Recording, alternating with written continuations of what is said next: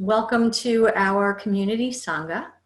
Today we have a very special guest. Richard Miller is here with us. And I want to give a little shout out to the people that may be with us from our sister studios, the Northern Arizona Yoga Center, A Gentle Way, Mantra Yoga, and Yoga Vista Academy. So we're here today with Richard Miller, and many of you know Richard. He is a yogic scholar, a researcher, an author, a spiritual teacher, meditation teacher, and probably best known for being the creator of the I Rest Yoga Nidra meditation, which is used and taught all over the world to help people rediscover their inner resource of being and well-being and unbreakable resiliency. And it is used to help people, including veterans who are suffering with PTSD and chronic pain, to discover a little more healing and peace within themselves. And I think we all could use that right about now. So just to orient you a little bit to the Zoom space, you'll see on the bottom of your screen, you have a chat function and a Q&A function. If you want to just give us a shout out in the chat function to let us know where you're zooming in from today, that could be fun. We could all see where everyone is. And if you have questions, Richard is going to do a little meditation and a talk, and then we'll open this up to ask questions of Richard. So if you have questions, just post them in the Q&A function down there at the bottom of your screen. And if I can find you and unmute you, you'll ask the question yourself. And if not, I'll just ask it for you. So without further ado, I'd like to welcome Richard. Thank you for being here with us, Richard. I'm very grateful. Well, Monique, you know that Soul of Yoga feels like my Southern California home, and your house, you and Steve, feel like my second home. So you are family to me. It's a delight to be here with you and all these people who are coming in. I've noticed we've got people all the way up from Alaska to wherever. It's wonderful. Yeah. So Monique, you and I were talking that I would like to do just a short little intro meditation to settle us all in, and then a little talk, and open the Q&A for questions, reflections, a little bit of dialogue. I would imagine these days there's a lot on our minds that might want to be reflected upon. I'm happy to dialogue, of course, with you, Monique, whenever. So you want me to just jump right in? Please. All right. So everyone, welcome, and it's my pleasure to join you here today for this period of meditation and inquiry and being together in community. It's wonderful to see how many people are turning out these days for these Zoom meditation events. It's just a delight. So if you would, take a moment. Let's invite ourselves to be here, stepping away from where we've been the last little while. So you might settle in wherever and however you are, with your eyes open or closed. And just have a moment where you're opening your senses to the environment around you, the different sounds that are present,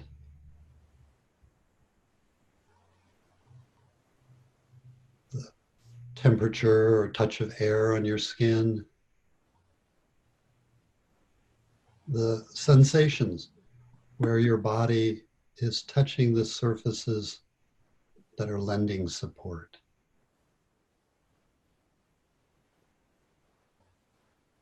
And take a moment and set attention free to wander about. So we're not trying to control it, focus it, concentrate it.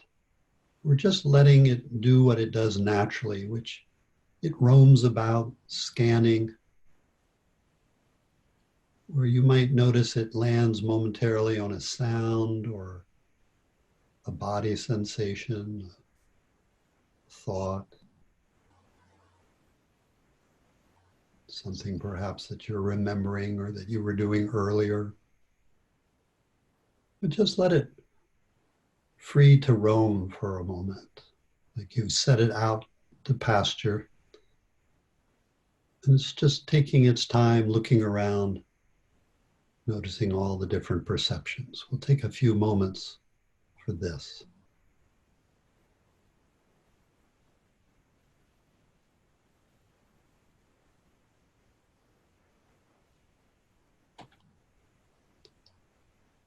And as you're doing this, you might notice how attention narrows down into a particular perception, localizes upon and into it, where, in a manner of speaking, attention sticks for a moment or more to a particular perception. Just notice how that is a natural arising.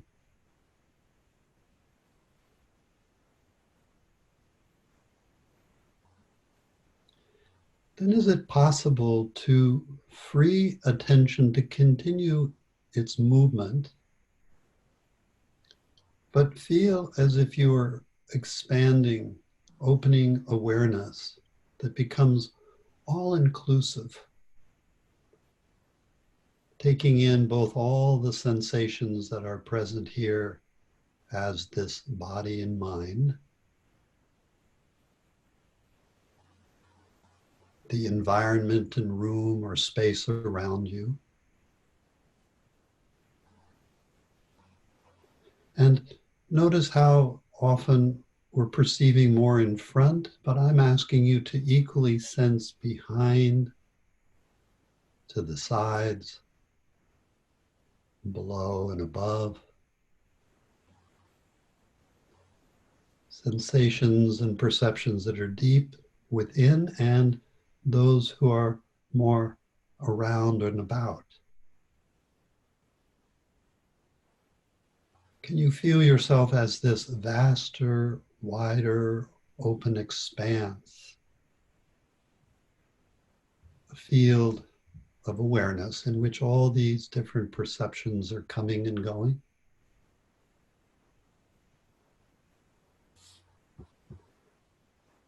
And then try making an experiment. Momentarily narrow down into a particular perception. It might be a body sensation, a thought, an emotion, or some object around you. Narrow and focus attention down into this.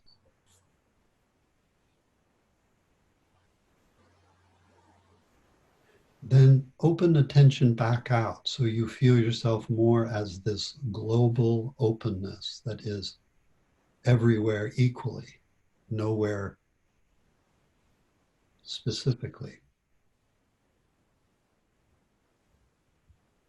And try that several times, narrowing down, then opening, then narrowing down and opening. Try that several times and just notice how each feels its effect in the body as you're doing it.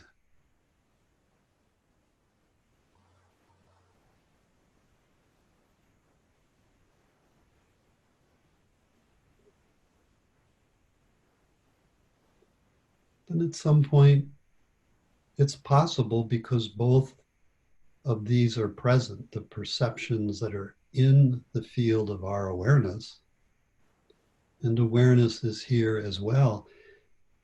Can we welcome both here at the same time? So we nourish this field of openness even as attention continues to roam about, focusing and defocusing, sticking to something for a while and then moving on.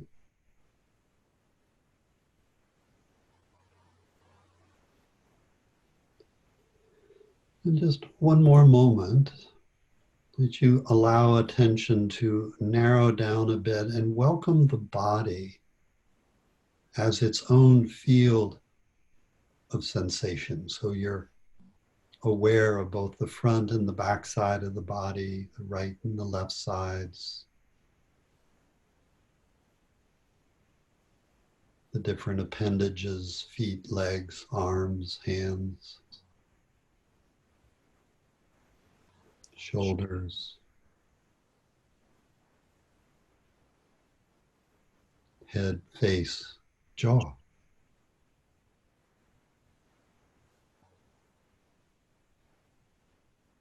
And then is it possible to allow all of these to be here at the same time? The body as its own field of perceptions,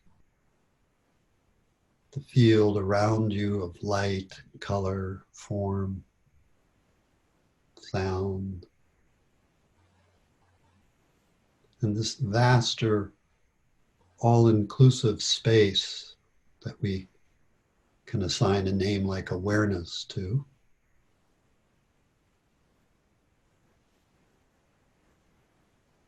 So we're in a perceiving rather than a thinking mode. While thoughts are still coming, we're more just settling in being, perceiving.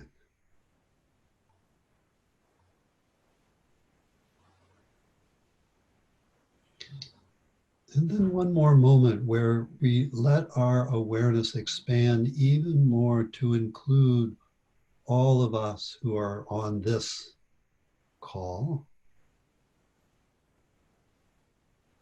all of your friends, family, neighbors,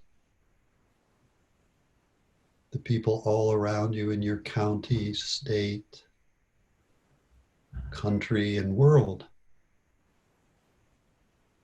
So we're holding the global community in our awareness, not just ourself, not just our localized friends or family. Where you might begin to feel what I call our interconnectedness, where there is an underlying essence that connects us all. It might nourish a quality of love,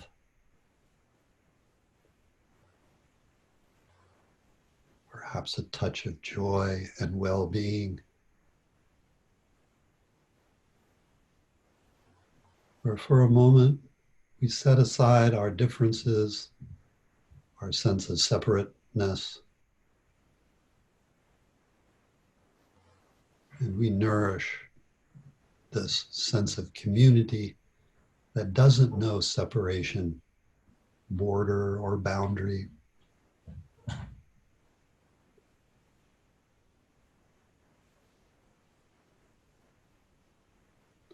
And then what I'd love to do is keep calling us back to this.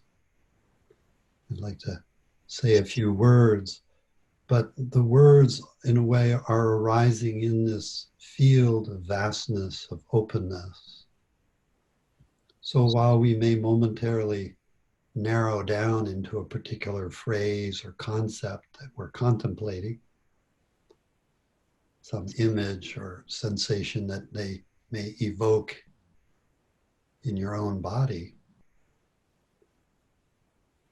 is it possible to welcome your own movements of body, mind, emotions, and keep nourishing and welcoming this greater field that connects and interconnects us all? And I'm very aware, both when myself, my community, all the people I've been talking with and interacting with the last number of weeks, the immensity of this period of time, the challenge that it's bringing into everyone's lives, where in physical distancing and social distancing, it can create a sense of isolation, separation, even though we may be reaching out by phone or by these different online modalities, Zoom, Skype, FaceTime. There's still, it can create or bring foreground within us the sense of separation, which is quite natural to us as human beings. Our body, mind, and senses are designed to create and identify with this sense of separation. It's something that we don't want to try to overcome. We want to acknowledge it. So even as I'm speaking, I'd love to encourage you, feel your uniqueness,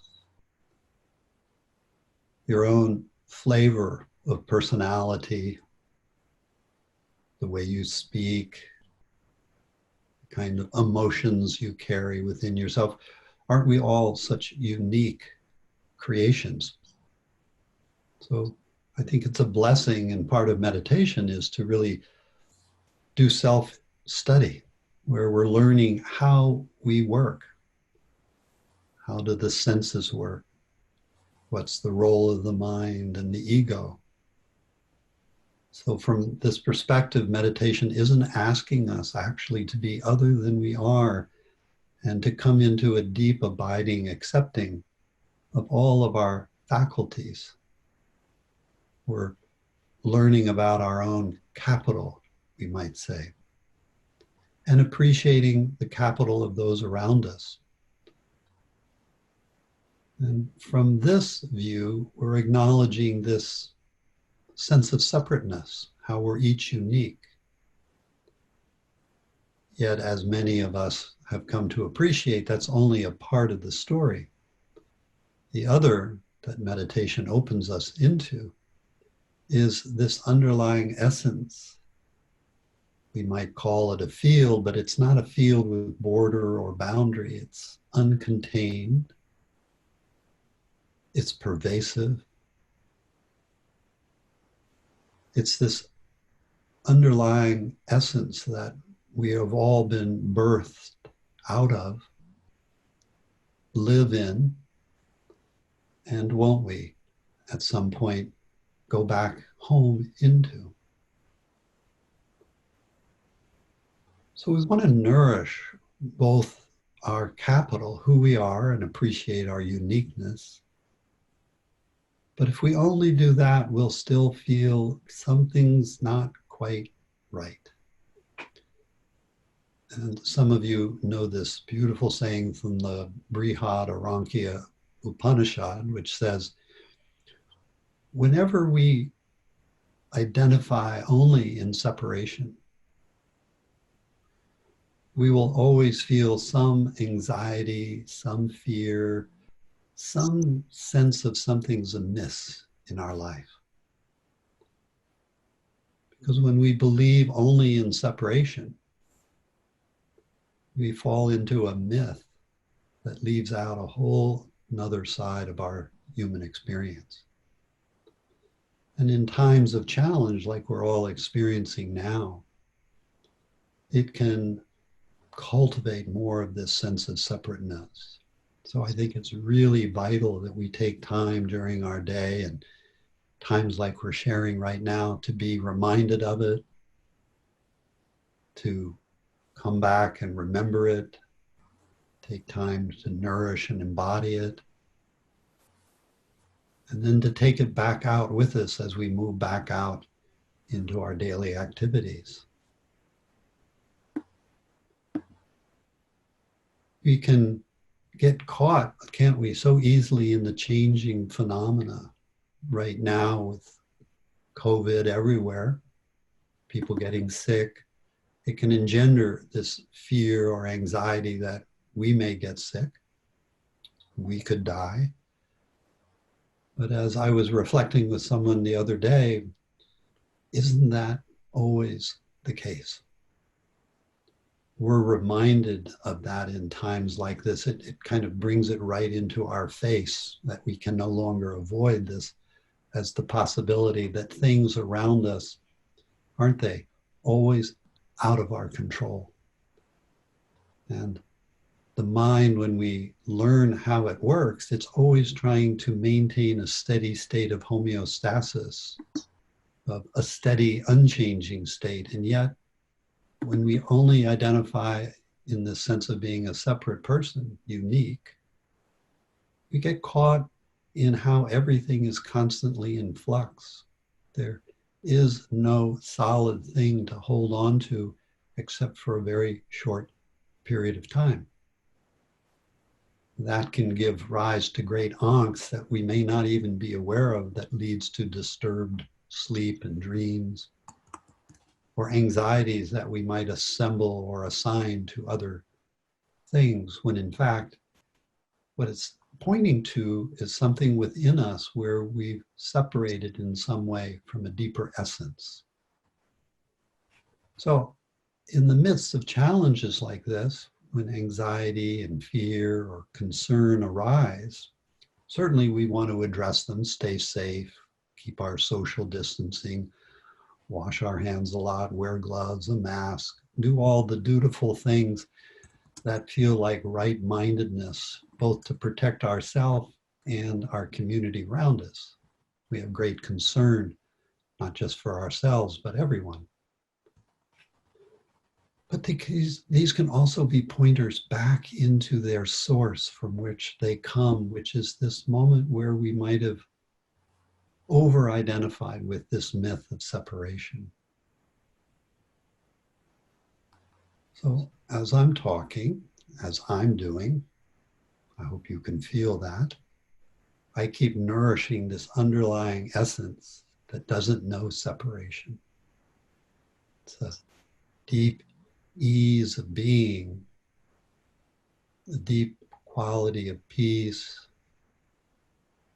For me, it has joy in it, a sense of well-being. And it's from here that I meet the different sensations, situations that are arising around me. And certainly that doesn't mean that my body and my mind at times don't move towards a fear or a concern or a momentary reaction.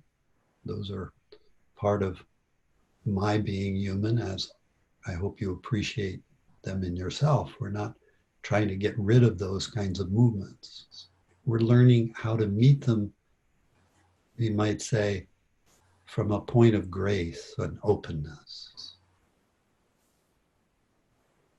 So that's a kind of an opening reflection I'd love to share with you, how in this period it really is showing us how everything is constantly in flux and change. But it's interesting to note that when we are only concerned of trying to create homeostasis in an unchanging environment around us, it actually feeds a sense of being out of control. Paradoxically, when we're able to soften a bit and recognize how things are out of control, we may feel down deeper into this essence that when we stabilize and ground in it, it gives us an immeasurable sense of control from which we can meet these ever-changing circumstances. It's a real paradox to embody this essence of unchanging mystery that has given birth to us and meet every circumstance from here, where things may be going awry, and yet we meet it from a stable ground that is able to find true responses rather than reactions to whatever is arising. So let's keep nourishing this sense of what we would call non-separation, this underlying essence of being that connects us all. It, for me, opens our heart. It's a heart feeling that we're feeling as I am in this moment. Even as I'm talking and looking, I'm talking and looking from the heart, not through the eyes. We might say not through the physical eyes, but the eyes of the heart as a feeling instrument that feels not just out in front, but back behind, to the sides. The heart truly isn't a localization. It's an unbounded essence that has both a localized presence about it and this unbounded aspect about it. So let's keep nourishing that. I want to see if there are any comments, reflections, and it could be about anything I've just mentioned, or it could be some reflection you want to bring into our conversation today. So I'd like to open it up, Monique, and see who is here and wants to step forward. Thank you, Richard. That was lovely. I have a question from Trisha Stern. Trisha, I'm going to unmute you if you'd like to ask your question. Hello. So my question was the idea of the inner resource. Is that something, and maybe you were touching on that with the inner essence, but is that something we all have? Is it something we need to cultivate or create? Should we try to call on a compassionate being? So one, thank you for being here, Tricia. Nice to hear your voice, and a wonderful question. So let's look at the inner resource from different perspectives. For me, number one is it exists already within all of us. We're just calling it out, we might say, from the ground into the foreground of our conscious awareness. So this, what we call inner resource, already exists. It's been here forever. But we may have, through our personal, family, cultural experiences, lost touch with it.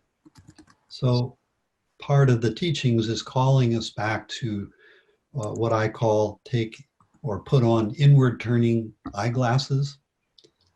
Back in the 70s, I was participating in a group and somebody handed me a pair of glasses and said, these are special glasses, put them in. They're helping you not look out from the inside, they're helping you look back into the inside. So if we're all wearing these special glasses looking from within or within ourselves, what we want to do then is drop down out of the thinking mind. The thinking mind is a beautiful function, but it only knows the past, that it can project then into the future. What we want to do is settle down more into the heart and the belly and recognize in a moment, we might say, when we're between two thoughts, at the end of an exhalation, there's a moment of completion where we might feel a deeper stillness or essence that when another thought comes, another breath comes. In a way, it's a superimposition upon that deeper stillness. It is that deeper stillness that I'm talking about is an ultimate inner resource that we can all access. And once we understand it and begin to perceive it, our job then is to spend time nourishing it so it becomes really alive and embodied in our every activity. That said, there's another perspective that we can approach inner resource, because some people don't have access to that inner essence quite so quickly as others. So then I'm reminded to ask that person, is there some memory, some experience you've had that when you reflect back on it, it evokes a sense of ease or peace, well-being, some quality of love that when you begin to feel it, you notice where it takes you in your body. And then again, let go of the thinking mind and the image, the memory, and settle into the felt sense of what's it's awoken or what it's pointing to in your body.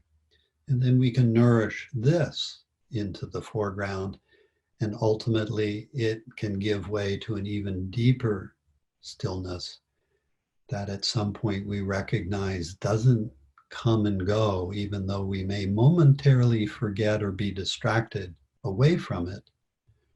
When we check back in, we can see that it was always there, patiently waiting, like a trustworthy friend, to be recognized and brought back in.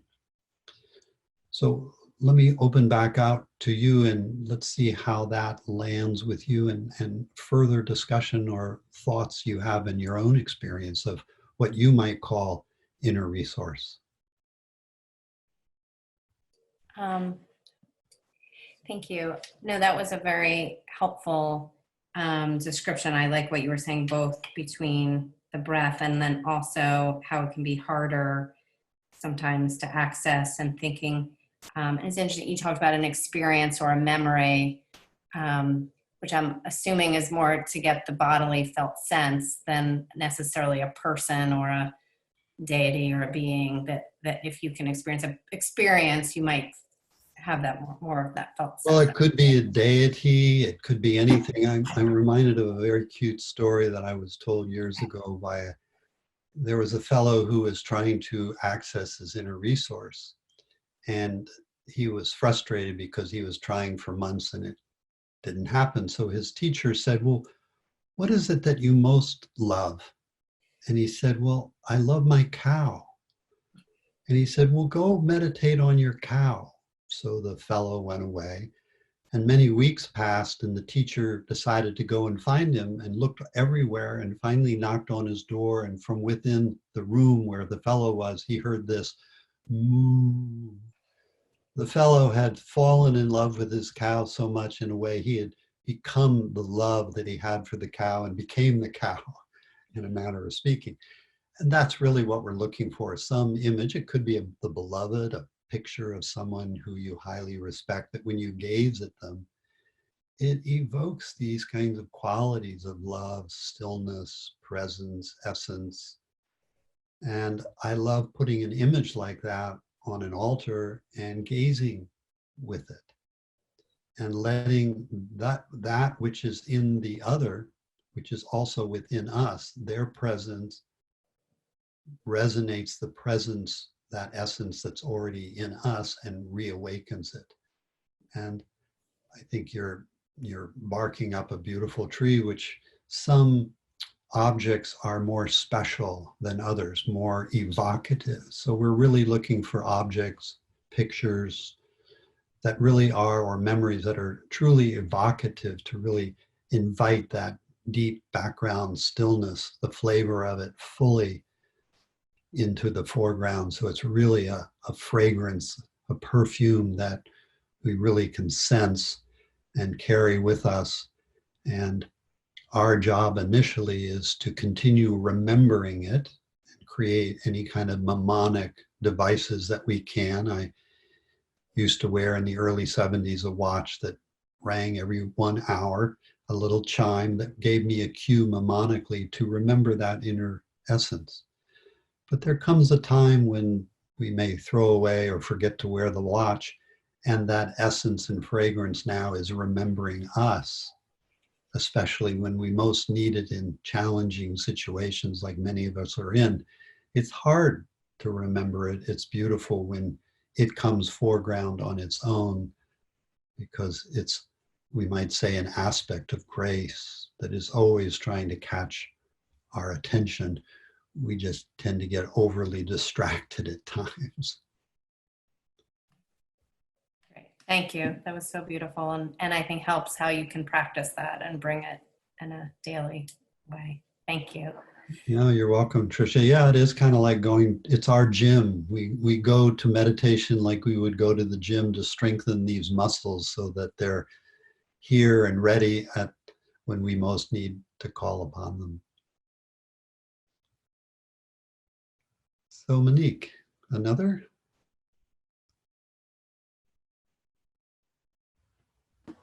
Yes, we have a few questions. Meredith Hanrahan, hopefully I'm saying your name right. Would you like to ask your question? Hello. I was just wondering if you could speak a little bit about kind of like finding and losing your way.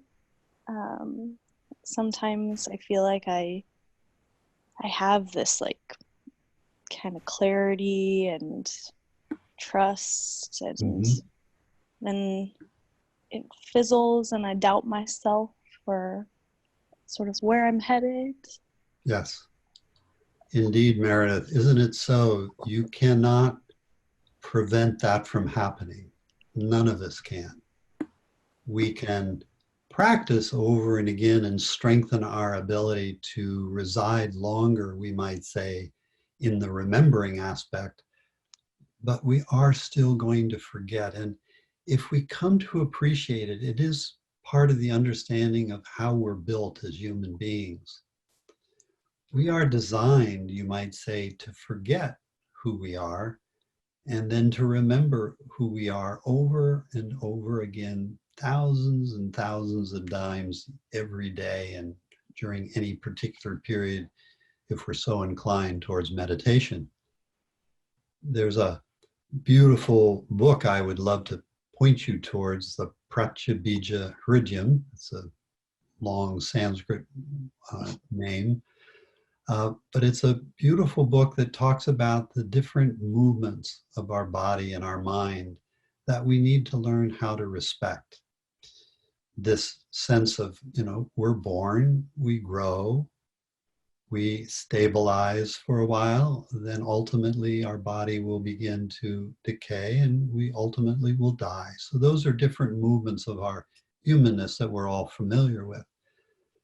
But it goes into great depth into these other two movements of remembering and forgetting. And I've come to greatly appreciate this. And I've given workshops where people have come up to me afterwards and said, the price of admission just to understand those two concepts was fully worth it.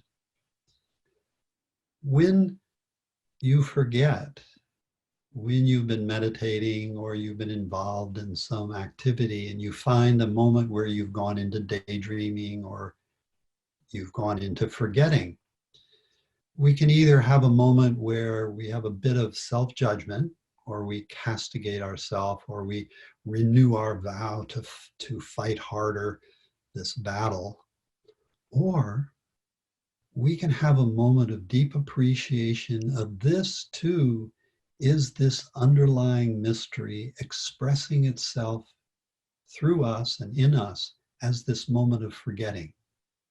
And isn't it a delight in that moment, that mystery is also as expressing itself as a moment of remembering.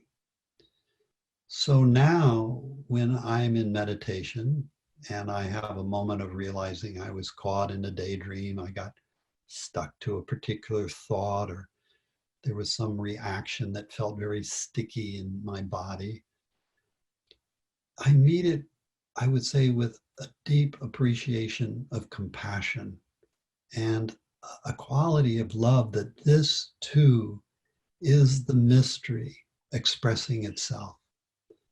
And I meet it with the same love that I would meet that movement of remembering. So one of the things in recognizing this and reflecting on it, I would ask you to reflect deeply on this, that these are natural movements to our humanness.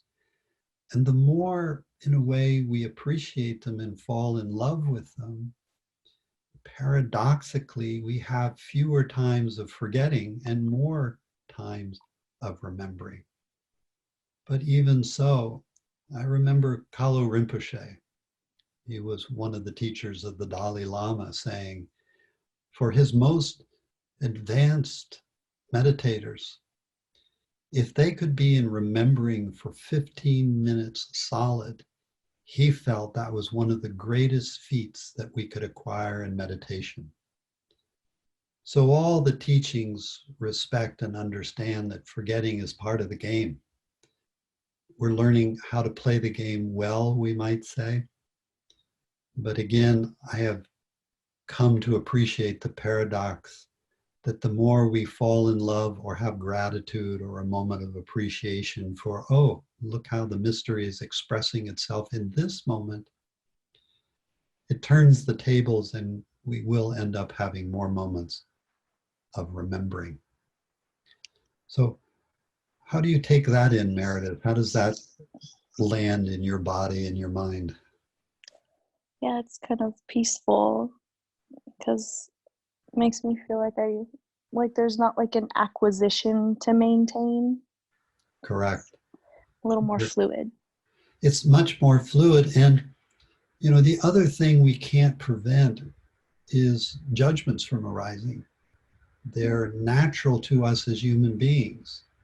I could spend an hour or two explaining why, but the simple truth is self-judgments are natural movements in our mind. And so we're learning not to try to get rid of them, but to understand what's given rise to them. And what we can ultimately see is in each judgment, there is a quality of wisdom that if we can use the self-judgment to hone in on the quality of wisdom that it's pointing to, we would only have gratitude for that moment of self-judgment that was getting our attention the only way that it knew how, to point us back into the depths of that deep mystery of peace and equanimity.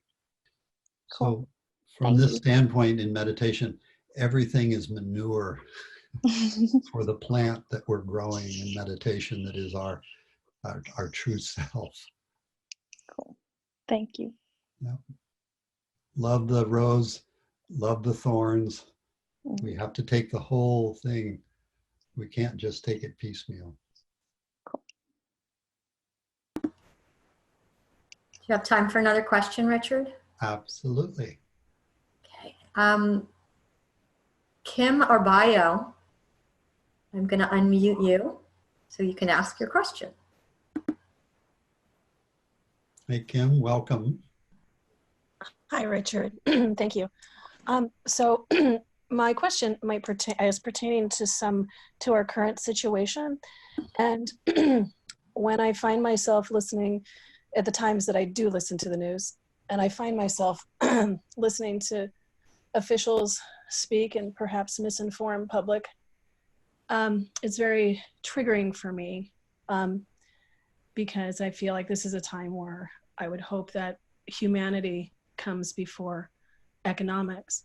And I guess my question to you is, I find that those times that I get very triggered, that all of my yogic studies kind of go out the window.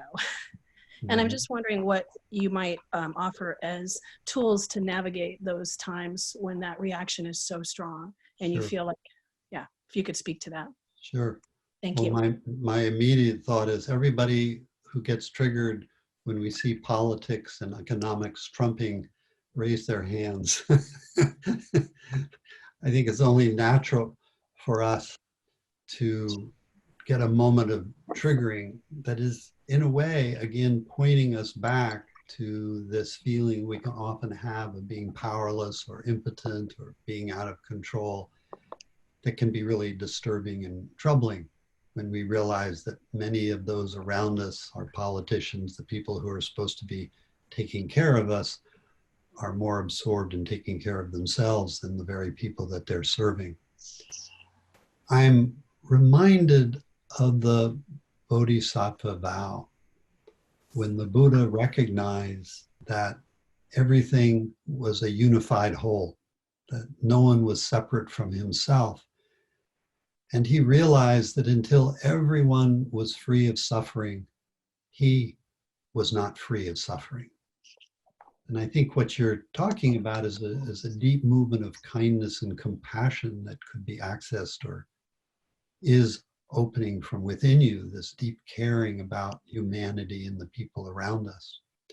So we can ask each of ourselves, what's the garden, is the metaphor I like to use, what's the garden we've been given individually to tend, that by tending it, we're doing our part in serving humanity. I realize my garden that I've been given is to do exactly what I'm doing here, to reach out and share the different experiences of meditation that I've come to appreciate and this deep view of non-separation. Other people are letter writers to their politicians. Others are marchers in the street or going to the bread lines and serving people. So I think it's important to understand what's the garden we've been given to tend, and are we tending it correctly? And in that way, we're doing our own service for the people around us, as well as serving ourselves and honoring what I would call this Bodhisattva vow that lies dormant in many of us, but is part of our humanness, where we are a community.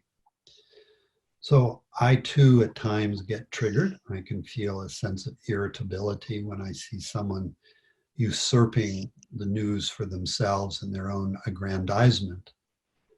But it throws me back like a pointer, a direct pointer back into myself, to fall back into that deep peace so I can reconnect with that stillness in the midst of the irritation and the triggering. But that's not enough. It's not enough just to sit in our own equanimity. I think we need to then look at what are the actions that we're being called to take, that when we take them, we go to bed feeling well used at night. I want to go to bed every night feeling well used. And when I awaken in the morning, one of the first things I do is first steep in that abiding openness that I was calling us to at the beginning of our time today. Nourish that underlying well-being and loving kindness that comes foreground with it as one of its essential qualities. But then I rest back for a moment and I ask, so what are my marching orders today? Do I still have to get out of bed? And I'm listening for what's the mission that I'm being asked, the garden that I'm being asked to tend. And I must admit, some days I'd rather stay in bed, but I still get out of bed because I realize these are my marching orders. And by following them, it gives a deep sense of satisfaction. So again, I think it's important that we contact this deep stillness that is unbreakable, isn't ultimately disturbed by this which disturbs our body and our mind, and rest in that and really nourish that foreground. And then look at what are the actions we need to take as a unique individual that helps us feel we did all that was within our power, the garden that was given to us by this mystery that has given birth to us. So I appreciate what you're saying. So many of us are being triggered in this difficult, challenging time, and we're learning how to meet these emotions, these reactive movements within us, but not to silence them, but to ask what are the actions we need to take, that really by taking them, we can really feel that we're resting in the real heart of what we're built and designed to do, each as an individual. And I realize some people's garden is to sit quietly and in a way emanate that sense of non-separation, whereas others are to get out and march and do great things. So we have to look towards ourselves. There's a beautiful quote, I think it was Coolidge or Roosevelt said, that comparison is the thief of joy. Comparison is the thief of joy. We don't look out how everybody else is doing it. We look in for what is it that I've been given? What is my duty, my assignment, my mission that I need to carry out, as is said in the Bhagavad Gita, better to do your own dharma not so good than to do another's perfectly. So before I close off for a little closing meditation, anything in there, Kim, do you want to bring forward? How is that landing with you? Oh, thank you. That was definitely helpful. I definitely needed to be reminded about the garden and tending, and to that we all have our own role to play here. And it doesn't mean stuffing and silencing, but it means taking action and honoring the way that you take action to make a difference. So I really appreciate that. Thank you so much. Yeah, you're welcome. You know, I'm reminded, and we're coming up towards the end of our time together, that meditation, periods we might say of retreat, and we're all in a way on enforced retreat right now. It's a time where we're learning to bring the skills that we learn in meditation, how to welcome our reactivity, our emotions, our thoughts, and how to find these deep human responses that when we engage them, we do feel a deep satisfaction and a sense that we're doing our bit to help both ourselves as well as our community around us. It's also helping us locate this deep stillness within ourselves that I know lies within all of us. It's unbreakable. It's ever present. It just needs flushing out, reminding, and then taking time to nourish it when we've stepped away from our normal habits, our work with the phone or computer or reading. And we really take time to soak this and really not just abide in it, but become it. So we're living as it and from it in each and every moment. And I know part of the message that Monique and I want to bring to you all is we were going to teach a in-person retreat in Encinitas in this May time, and now we're going to do it as a live stream in person, but over the online internet. So I've created a wonderful schedule where you can partake in an at-home retreat where we'll have morning periods of breathing and meditation. We'll have a morning period after breakfast when you've gone and done whatever duties you need to do, where you come back and we'll do some more meditation, some body sensing movement, and a long yoga nidra. And we'll have another long break, and in the afternoon come back for some more meditation. I'd love to give a orienting talk and put people into breakout rooms where you can do some little exercises, meditative self-inquiry, and then come back, maybe do some walking meditation. I've designed a particular interesting exercise for walking meditation where you don't leave the home, but you do it in your own home. And then I'd like to end each evening after dinner with a bedtime yoga nidra where if you're doing the retreat yourself, you can invite in your spouse or your friends or your children. And I'm going to do a bedtime yoga nidra to lull us into deep, restful sleep.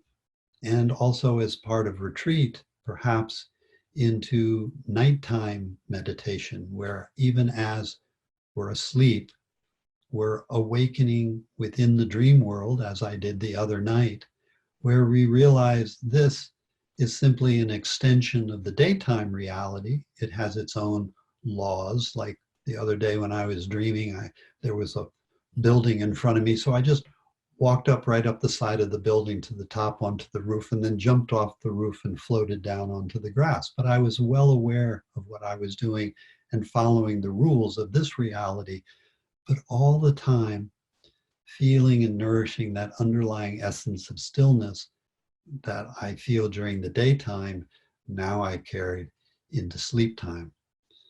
So retreat, whether it's enforced like we're on, or it was something that we could take time away from our general life as we would have done in May, now we have that opportunity to bring into our comfort of our own home. So I hope you may think of joining us for this delightful 5-day in-home retreat, and it will be recorded because I know many of us have things we need to do and take care of, but then we can, when we have time, listen to the recordings. And so we keep the retreat going and nourish this deep stillness and also the skills that meditation teaches us of how to meet our emotions, befriend our body, and learn about all our capital that we're born with and the garden that we've been given to tend. So before we end, I wanted to check back in with you, Monique, and see, because I'd love to give up just a little bit of like a 1-minute meditation to send us all off at the end. But let me invite you in, and I'd love to hear anything, reflections or comments or anything you'd like to say. Thank you, Richard. That was really, it was wonderful. It was balancing. I feel so much better, as I usually do when I'm with you. And we did have a couple of requests for the name of the book, again, that you had mentioned, if you wouldn't mind. Let me spell it out. Thank you. I'll type it while you spell All right. it. So Pratya is P-R-T, P-R-A-T, Pratya, Y-A, P-R-A-T-Y-A, Pratya, Bija, B-I-J-A, Bija, Hridyam, H-R-Y-D-Y-A-M, Hridyam. So Hridyam. Hridyam means our heart, but not just our physical heart, the true heart that is the mystery that has given birth to us, that we truly are. Bija means the essence of that heart, and pracha is to come to recognize it. So it is called the recognition of our true essence or heart, the pracha bija, Hridyam. It's only 60 verses long. It's a beautiful text. I highly recommend it. Thank you. And I just want to say I've done the in-person retreat with Richard 4 years in a row now, I think. Mm-hmm. And it is exactly that for me. It does bring me back into my true heart. Every time I'm there, I've had a few moments of what I might call enlightened being in my life. And almost all of them were associated with being part of this retreat. So even when we found out we couldn't do it in person, I was very gratified to know that we can do it from home. We are all home now, and we can use this time to sort of binge watch Netflix or the news, or we can use it to really delve deeply into our true heart. And I'm looking forward to taking advantage of it. And I hope people from around the world will take advantage of doing it together. I think it'll be incredibly special, and it can turn this time from challenge into a real spiritual opportunity. You reminded me we're at home, and retreat is to invite us back to our real home that then we carry with us wherever we go. So then we can say, I never leave home. I'm always at home, wherever I am. By the way, I'd like to recommend from the Pratyabija Hridyam, Joan Ravinsky has written a beautiful rendition of the Pratyabija Hridyam, which I highly recommend. Joan Ravinsky was a dear friend of mine, a student also of my teacher, Jean Klein. She passed away a few years ago, a delightful, really awakened soul who put her own heart into this rendition. It's a beautiful text that you could live with and take as the only book to a desert island and never be sorry that it was the only book that you took. So we're coming up on the hour. Anything else before we take I have posted in the chat the link to the website for anyone that's interested in learning more about the retreat. And it does go over the schedule that you just talked about. In case people didn't get to write it down, it is there, so you can go there. And I did speak to someone today who was on the East Coast, and we're considering it, and it is very considerate of those on the East Coast. It does take into account all of your time differences than here. So that was great. Thank you, Richard. Yeah, and I like how it is set up and recorded so people in Europe, in Asia, anywhere around the world can still tune into it as a recording if they so wish to take the retreat as well. So let me take a few moments and remind us again, bring us back to the only home we never left, our true home of this underlying essence, stillness, where you might once again, I invite you to open so that you feel how your awareness is a vast, unbounded field. The entire environment and world around you is unfolding in your vastness. And to remind ourselves again how we are all not separate, a unified community. We look different on the outside, but there is an underlying essence that we all share in common. Feel that essence, Let yourself be reminded of it. Take it with you, whomever you're with, wherever you go, whatever your circumstances. It doesn't matter what we're feeling in the body, the senses, or the mind. This essence is like a pearl beyond price that can be with us, whatever we're experiencing. So blessings to you all. I will be keeping you in your hearts. I look hopefully forward to seeing you on retreat, where you'll be able to share again times for Q&A, for your own reflections, and to meet your community of like-minded practitioners. May it serve you, and if I don't see you on retreat, then perhaps I'll see you in the marketplace for a cup of tea and delightful conversation. And in the meantime, I like to say, stay warm, stay safe, stay cozy, stay in joy. Thank you. And thank you, Monique, for taking this time, and for the technical people that are supporting us in this time being together. And Soul of Yoga, which again, it feels like it's my Southern California home, and you and Steve's home feel like my home. So thank you again, and lovely being here with you and everyone who's been here as part of this community. Thank you again, Richard. This was wonderful. Very nourishing.